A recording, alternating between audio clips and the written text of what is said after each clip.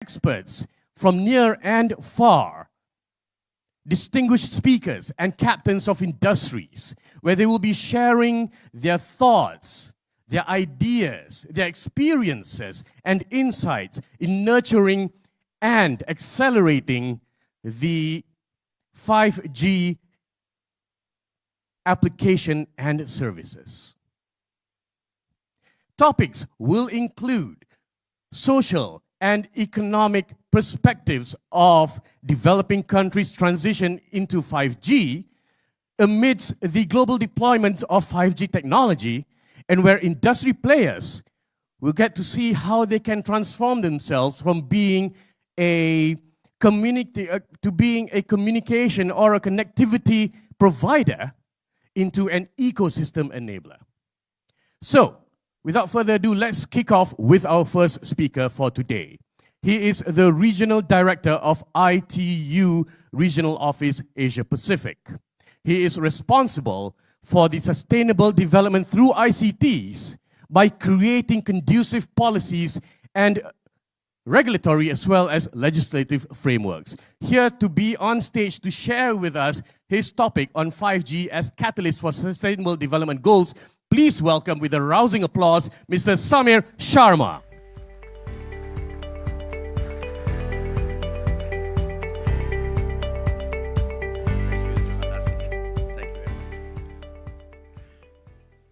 Good morning, and on behalf of International Telecommunications Union and on my own personal behalf, I would like to first of all congratulate all of you, especially the determination, commitment, vision, and the leadership shown by the highest level here by the Prime Minister himself, not to launch just the 5G and intelligent island here in Langkawi, but I think 3 times 5G. You saw the constellation of drones, 555 in Thailand, coming from Bangkok. They say 5, ha, ha, ha.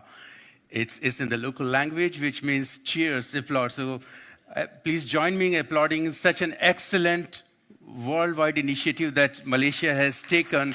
I think what I'm talking here, what perhaps we are all listening, that makes us look very small, because what you have done is really imitable and remarkable for everybody. What I'm going to show here, coming from the United Nations family, the role of 5G, especially in achieving the Sustainable Development Goals, the 17 Sustainable Development Goals, and what are the benefits that it can arrive to the citizens of the country everywhere. For those who are not familiar with ITU, it's 155 years old, or 170 years old, I'm sorry. In 1965, it was established as the lead agency in the United Nations system on information communication technologies. And we have around 193 member states, which are the countries such as Malaysia and all other countries from other regions. One of the unique characteristics of ITU is the membership coming from the industry and academia. Over 700 members from the industry, academia, and regulators, they contribute in the innovative work that ITU carries out. And on the right-hand side, you see the 3 sectors of ITU. ITUR, which is responsible for the coordinated allocations and the harmonized bands of the spectrum. And you see the outcome recently coming out from the WRC. The 5G is one of the examples of the work of ITU, which has come in November, just a couple of months back, and orbital slot of the satellites. ITT is responsible for the interoperable standards that you see here. Your call communicates from here to anywhere in the world, going through the different networks, standards, and technologies, how they can interwork. Examples of, let's say, Future Network, HDTV, and so forth. And whatever work, this innovation happens in the both sectors of ITU, how ITU developmental sector can use this to harness the technology to bridge the digital divide. That's in a nutshell the work of ITU. And I would like to just briefly touch upon the role of ITU, and in particular information communication technologies, to achieve the UN Sustainable Development Goal. In 2015, the UN adopted these goals for the humanity, And that's in line with the theme of today's topic.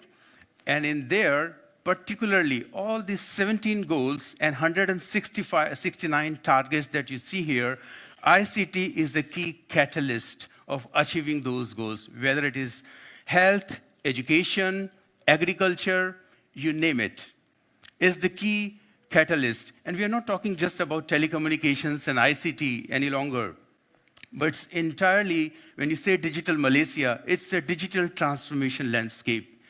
So overall transformation, not just from technology perspective, as someone says, is the entire ecosystem at the national level. Let me touch base briefly upon the 5G. The journey started in the radio assembly in 2015. The set of standards that ITU has embarked on a journey starting from IMT 2000, IMT Advanced, which is LT 4G, and IMT 2020. So there was a defined nomenclature. There were the roadmap and the steps as to how this has been articulated. But suffice to say, all the standards, the family of IMT standards, are called collectively IMT or IMT 2020.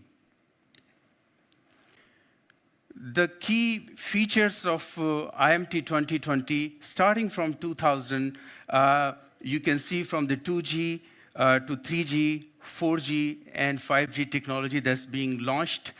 You can see how the journey has progressed from low throughput and low bandwidth services to enhanced mobile broadband, ultra-reliable machine-to-machine communication services, which 5G is capable to launch. So these are the steps that you've seen in last 10 years. Every technology change that you've seen from 1G to 5G took around 10 years, that is 1 decade, to transform and realize the benefits of those technologies.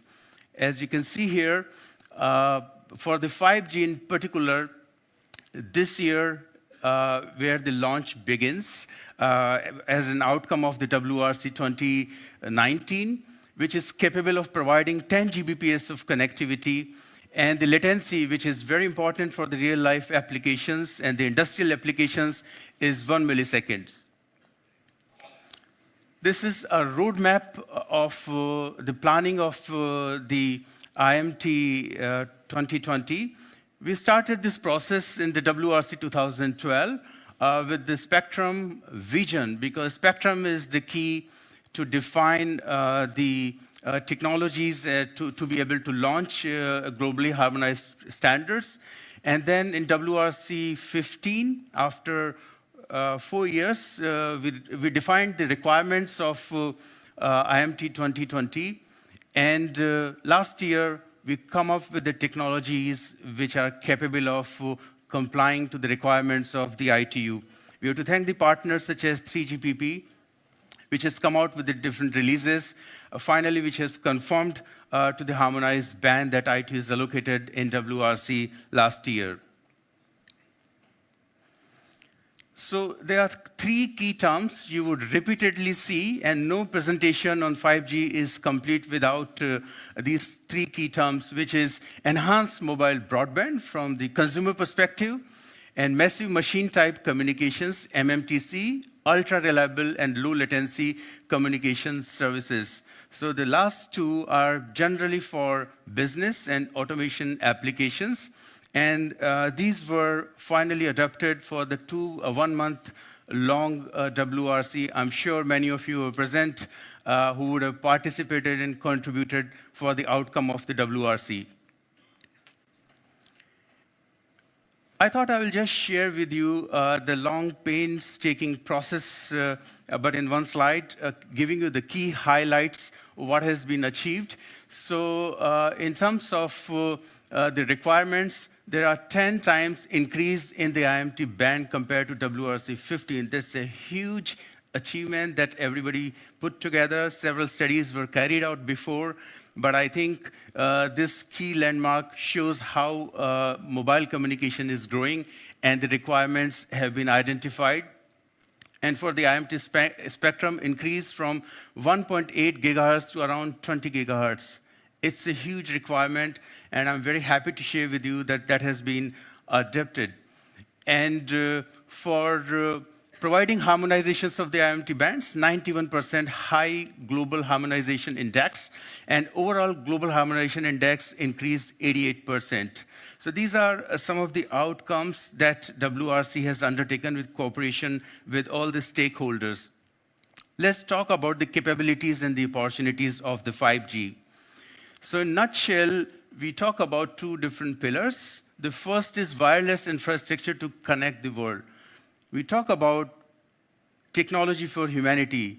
Everything that we talk, all the exciting services, we need digital infrastructure. So the bedrock for this infrastructure is digital connectivity, whether it is through mobile, wireless, or the wireline communication. That is essential part of delivery of those services. And then the new ICT markets. Once the robust digital infrastructure is available, you need to ensure delivery of services which are useful for the nations, for the citizens, and also provide opportunities for innovations and rollout of the good business services. Now, what actually 5G can do to the developing countries? There are a few things that it can achieve. First, directly increasing the gross domestic product, the GDP. Several studies have shown that digital transformations using AI, big data, and 5G has got a tremendous potential to increase the GDP of around 1.3%.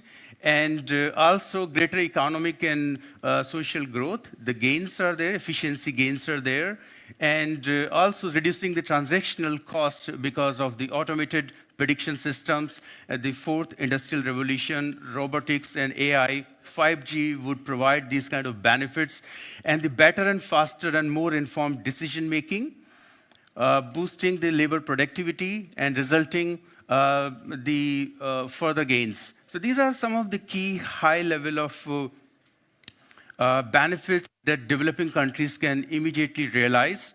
And again, this is one of the key slides that is also essential to understand the capabilities of the IMT 2020. In summary, as I said, there are three pillars here, say enhanced mobile broadband, MMTC, massive machine type communications, ultra reliable low latency communication services.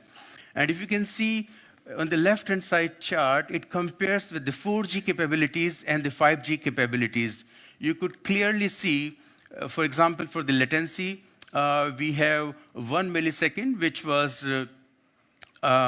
is much higher in terms of the speed. The latency it is 10 times actually lower. And also the throughput, as you can see here, which is 10 Gbps.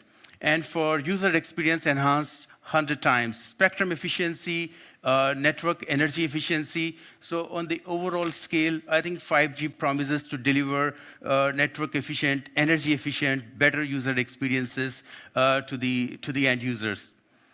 In terms of the services that can be talked about, this is the kind of future services which is being realized here in Langkawi, as we have seen. We must congratulate the industry, the coordination that has happened here in the leadership of the MCMC, especially those services that we talk about, enhanced mobile broadband, whether it's 3D video, multiple video calls, or augmented reality, self-driving cars, smart cities, smart homes, gigabytes in seconds. All those services would need to seek a business model to be able to deliver benefits to the end users.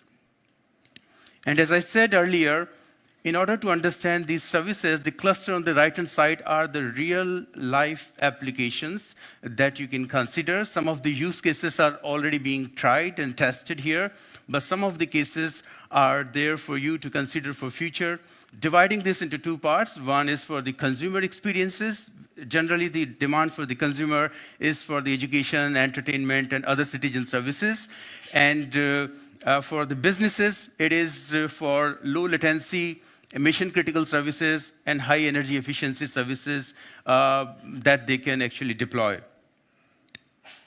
Now let's talk about some of the challenges that we're facing in deployment of the 5G.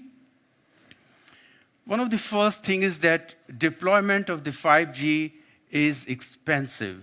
It is not easy to consider that it's an incremental technology. You just upgrade your infrastructure that is available, but it requires huge investment into the radio access network, into the this overall access network, backhaul, fiber.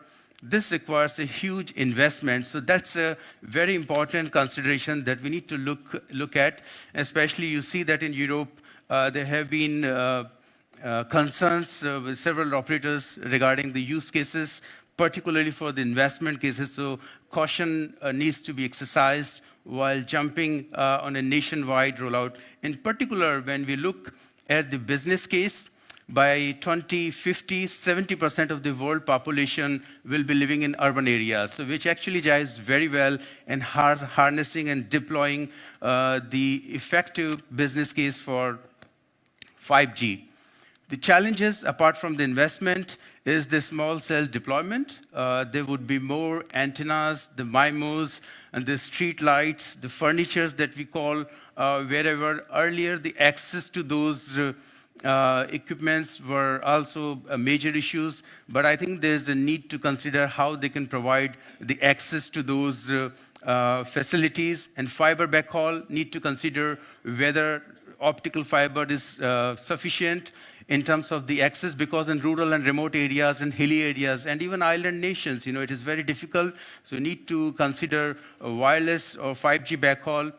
And the spectrum, in particular, the overlap or the interference that it might cause to satellite services, that also need to be considered. I'm happy to share with you the WRC has been successfully addressed these issues. Let me just take you through quickly the investment models. The investment model needs to be carefully designed. What we have done in this case, that this particular report I would like to refer to you, setting the scene for the 5G opportunities and challenges, that has been released by ITU. It talks about, in summary, John has been showing me the time, so I'll just quickly run through. There are two scenes that has been considered in this report.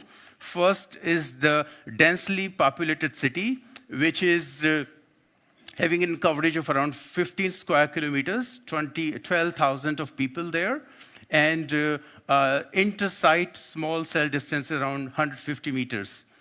And the second scenario is for the small medium density, proposed urban coverage of 3 kilometers, around 300,000 people, and 200 meters of distance.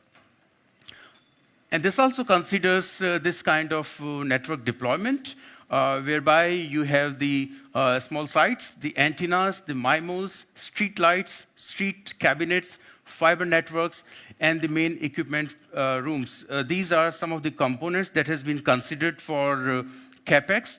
And if you look at this overall, I'm not going into the details of the numbers, but just to give you big pictures, if you see the first scenario for the large city deployment, the cost comes out to be, again, 55.5 million US dollars.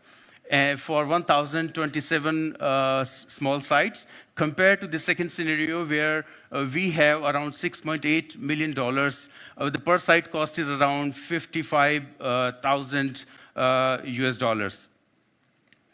So let me just take you through the final part of this presentation. In terms of the policy and regulatory imperative, it is very important to make sure that the policies and regulations are agile. They should be enabler, they should be regulatory sandboxes, and we must foster collaboration between different sectors to make sure that the economic growth, social inclusion, and environmental sustainability is ensured. In this report, we talked about 16 challenges, regulatory and policy challenges, and on the right-hand side, you would see some of the recommendations that this report made. In particular, just very quickly, the investment case. There are a lot of studies that talks about the investment models. It is important to consider that the policymakers need to have their own independent studies, because every country is unique. The economics of deployment in Langkawi would be different than Klang area.